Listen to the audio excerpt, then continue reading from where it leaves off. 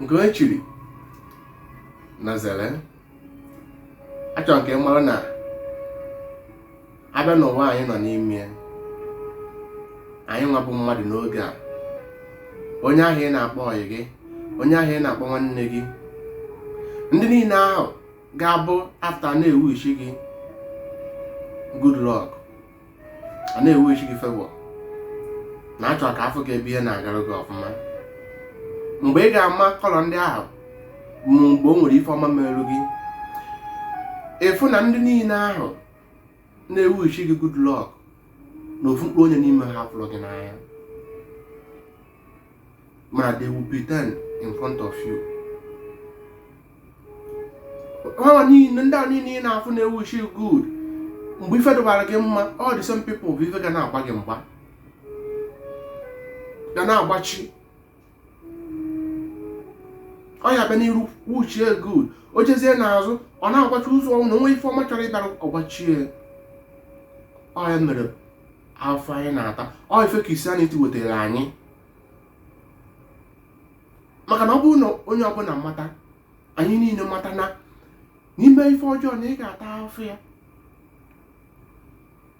ị ga-afụ nwere onye ọbụla ka na-atụ egwu, maka na ọ ma na ihe ọ na-ome na ọ ga-ata afọ ya. Ihe ọjọọ ama nri nne, ndị nwezi ike na-eme ife ọjọọ ndị isi ọkpụ nke ọ ga-abụ emechakwa atakwa afọ ya. Mana Christianity abụwasị gị na ọ bụrụ na imecha ife ọjọọ ya mgbagharụ, na a ga-agbagharụ gị, na ife a na-egbusisi ụmụ Igbo. Mana unu amabeghị secret mere eji egburu ndị Igbo, ndị onwere ihe ha mere. Ọ bụ na unu ama anụta na ndị na-anwụ n'ala Igbo karịa ndị agba mbọ a na-asị na a na-atụ n'ugwu Hausa. Abịa ese pishọ, onwere ife a na-egwu, ife niile emerụ ebe ese ụmụ efu egwu. Ndị a na-egwu ndị ha weta na ha bụ Kristian, ndị agha fụta na ọdụ ka dị saịdị a na zon a aka wee mata ife ejegbusisie ha. Na anya nọ na anyị Igbo na-anwụkarị n'ihe niile a na-eme, mana unu ama dị secret.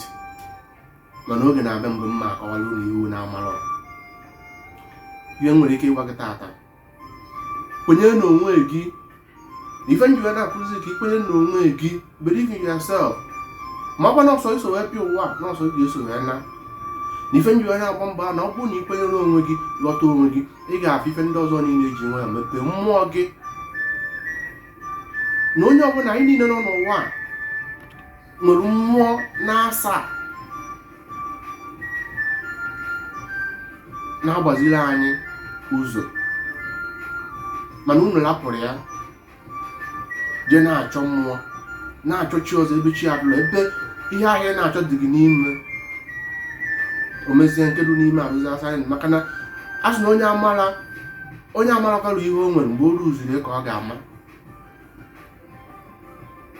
Ọ bụrụ na ịgba mbọ kwenye n'onwe gị, kpebere chi gị, mgbe a ka ị ga-aghọta nkụzi ma mgbe a ka anya gị ga-emepe.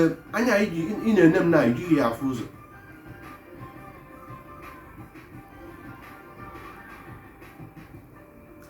"95% or 99% Nigeria anyị Igbo anyị kpuru isi. Ndị a niile kwesịrị ị na-agbaziri unu ụzọ wee nwezi opportunity wee na-eri unu, maka na ife ndị ọcha kụziri ha. Abịa na anyị na-eyi ekwugharịa ndị a na-azọ ndụ asụ n'ọnwụ ka ha mma, a na-egbochi na-edifendị ihe na-egbu ha.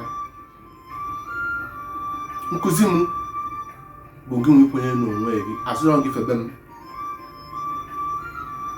asụrọ gị kwenyere na chi m. Ihe na-akụzi ka ị mara na ị ga-ekwenyere n'onwe gị ife adịrị gị mma. Na-atụsasị nkụzi ya na-akụzi ka ị wenyere ndị ọzọ aka, laikikwa, maka ka ị na-echi ya bụ onwe ka ị na-enyere aka. Maka na mgbe i bido gbaa mbọ, mmụọ nọ gị n'ime afọ years na ịchọgwa inyere gị onwe gị aka, o wee nyere gị aka. Maka na asụ na onye chi na-azọ onwe, onye na-asụkwa n'onwe ka chi na-azọ. Tụsa nkụzi a gbaa mbọ tinye nke m na-akụzi n'ọrụ ka ọ ga-adịrị gị na mma.